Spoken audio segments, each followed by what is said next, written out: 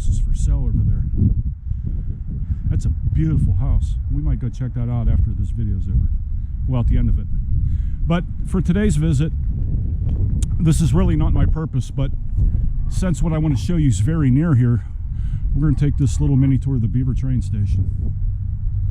For all you Pennsylvania Railroad people, fanatics, to enjoy.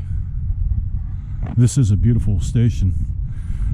Now, interestingly about this one is that it is still used for entertainment purposes. A lot of the wedding receptions and whatnot take place here in Beaver. People rent this out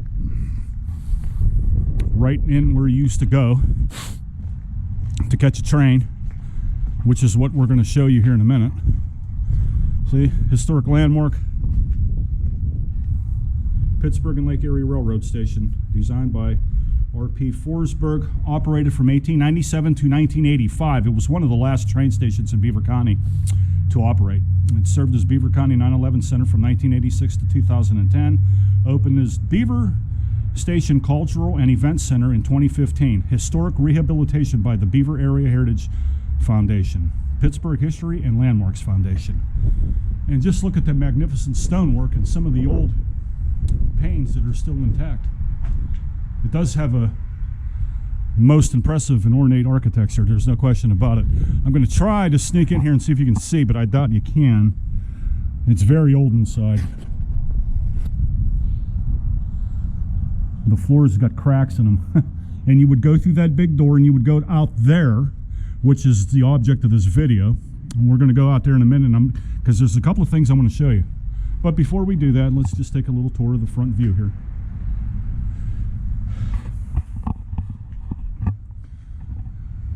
You folks who live far away from here, you know, might appreciate this video. And you train enthusiasts as well. Train stations are, you know, historic places now, so.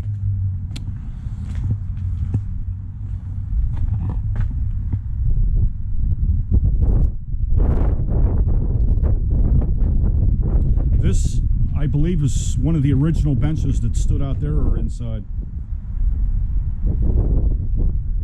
Somebody told me that.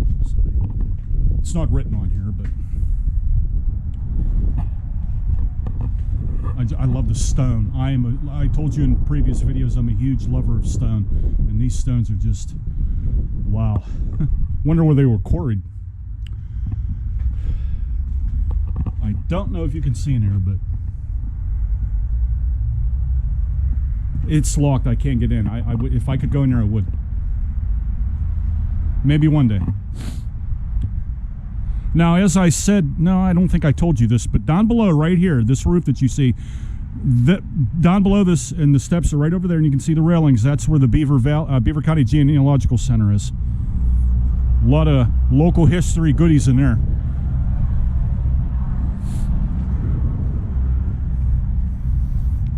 We'll take a look at a few more signs, and then I'm going to show you what I want to show you.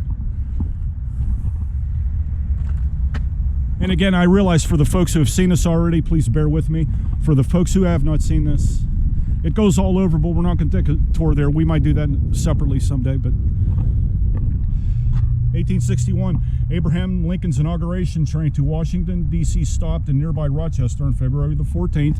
If you go down to Rochester Riverfront Park, you will see a detailed explanation of that. 1871, the expansion of railroads rendered the Beaver and Erie Canal obsolete after 40 years of operation. I'm just randomly reading here. In 1887, W.H. Vanderbilt acquired control of the PNLE, and he affiliated it with the New York Central Railroad. The Pennsylvania Railroad started Conway Yards, and you folks that live over there know all about that, from 1956 until 1980. It became the world's largest automated rail yard. And I do remember that as a kid. That place was enormous. It still is. So here's some pretty good historical information for you. You can stop the video at will and read this stuff and preserve it for your own reference.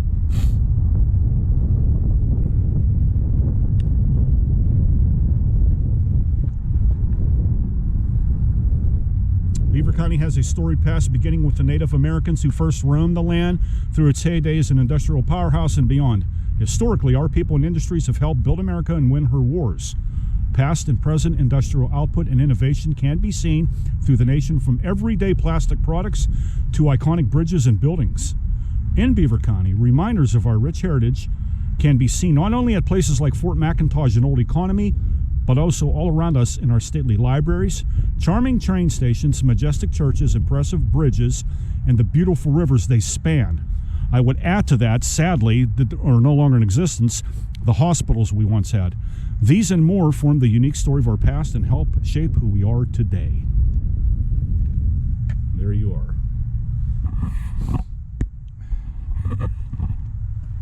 Okay, moving right along.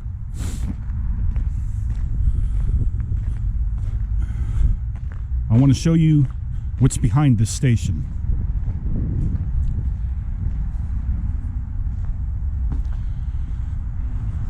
I have no idea what was down here.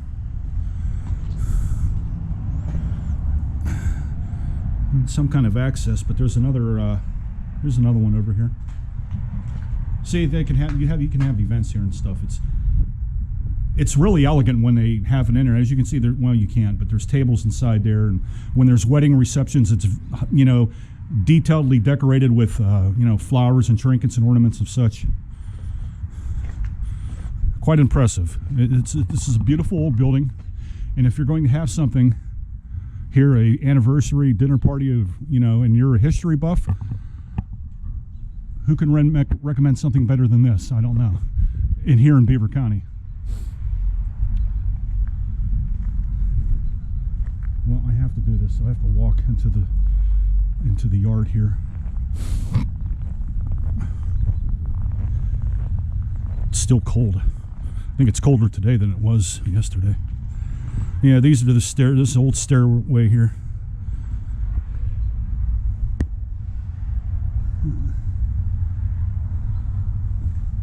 Again, the stone. It's just so amazing.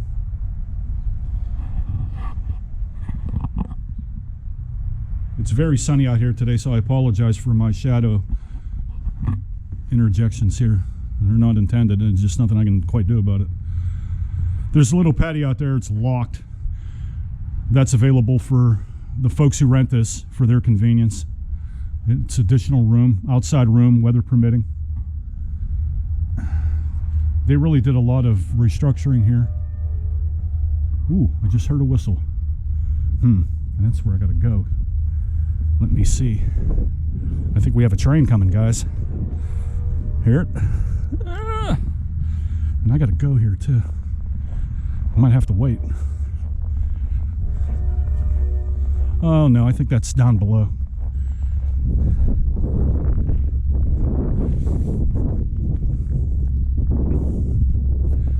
Yeah, this is where I want to go. I'll show you another little piece of history over here.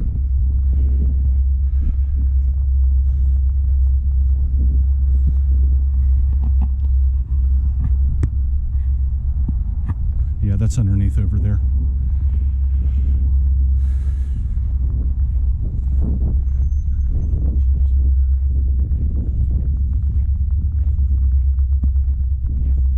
Are they stuck over there or what? Or are they watching me? What's he got? He's got something in his hand. He's going to shoot us. I'm surprised I haven't been stopped by police officers yet. When they see me holding this thing, they think it's a weapon. You wouldn't believe the looks I get.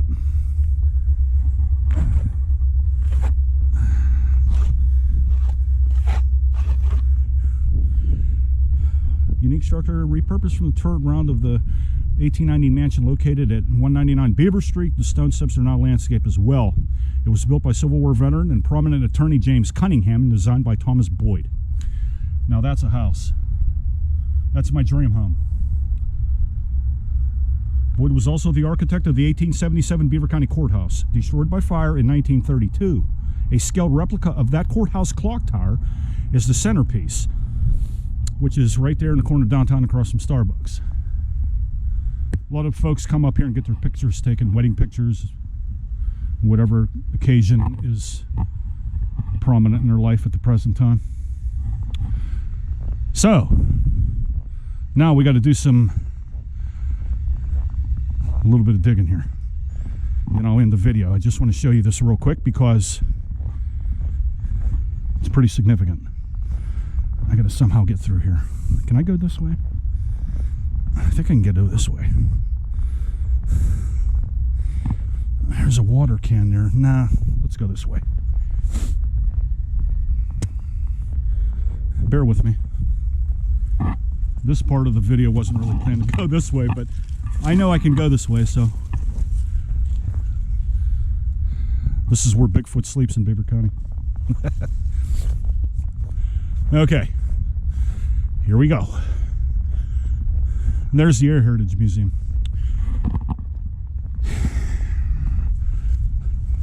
We got to do what we call step over the boundary here. Now, pay attention over here, because this is what I want to show you. I didn't notice this until the other day. I was around here looking for things along the railroad, and I stumbled upon this, and I couldn't figure out what it was at first, but now I think I have a pretty good clue, and I'm going to show it to you. See this platform here? This is made from concrete. It extends all the way to over where you can see that little sign way yonder. And I think right here, okay, this was like a waiting station for the folks to sit here and hop the trains. When a train would come from the P&LE bridge, it would make a stop here. People would come on board, folks from Beaver, and probably heading to, in that case, it would be over there, you know, towards New Brighton and wherever else they wanted to go. New Brighton, Beaver Falls. And if the train was coming this way, they could go to Monaca. But I think this was like a waiting station, if you will. Now, you can't see it too good, but I'll show you. See, it's all concrete here. And it was left. It's very old. I'll try to make another video about this if I remember when this all melts and you can see it better. But folks would wait here. They would come out here. This is not the original gate, of course. This is a reconstruction, but it makes all the sense in the world. Now, of course, that part of the train station's new. That wasn't the original. That's a sitting reception area. But they would have come out here. See, this is, look, it's all still here. See what I'm saying? It's all still here. And it makes perfect sense for them to stand out here and wait. They probably had a lot of benches out here, and they would wait for the trains. And over there, as I filmed in a previous video, there's steps that go down where those two rails are on each side of the railroad tracks. The folks from Bridgewater would come up and hop the train here in Beaver.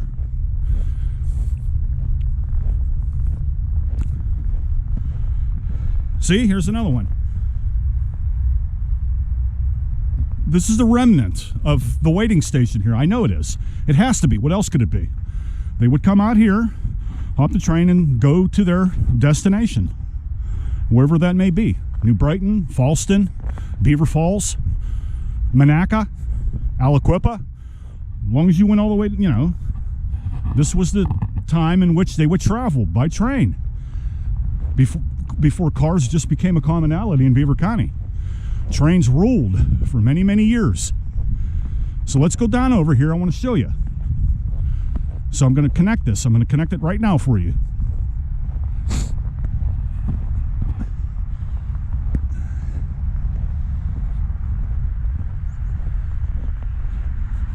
Yeah, there's remnants all along here. When the snow subsides, I might make another video and show it to you. If you're interested, smash the like button and comment below. But I am telling you, this is it. This is an historical artifact. That's why I'm filming it and telling you about it. It's just gone unnoticed and nobody talks about it anymore. You see how this is closed off? Now, this may have been just part of the railroad itself. This part, there looks like there were steps here, you see? Okay. That might have been part of the railroad because they're down there too. But there's a set of steps here. Look how old the banisters are. They match ease. Folks will come up. You can see the steps in the snow. You can still see it. You can still see the outline. Okay? Let's walk across the tracks. Look 5 ways so I don't get killed. I filmed this before, so here it is again.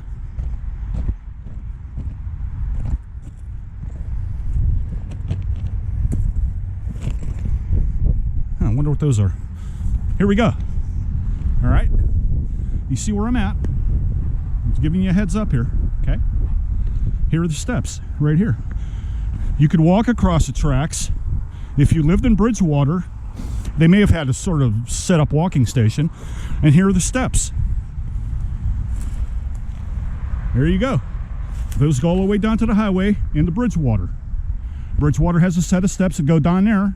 So when you're walking underneath the underpass here, like that gentleman just did that I think I picked him up on film, you take those steps and you go down here in Bridgewater.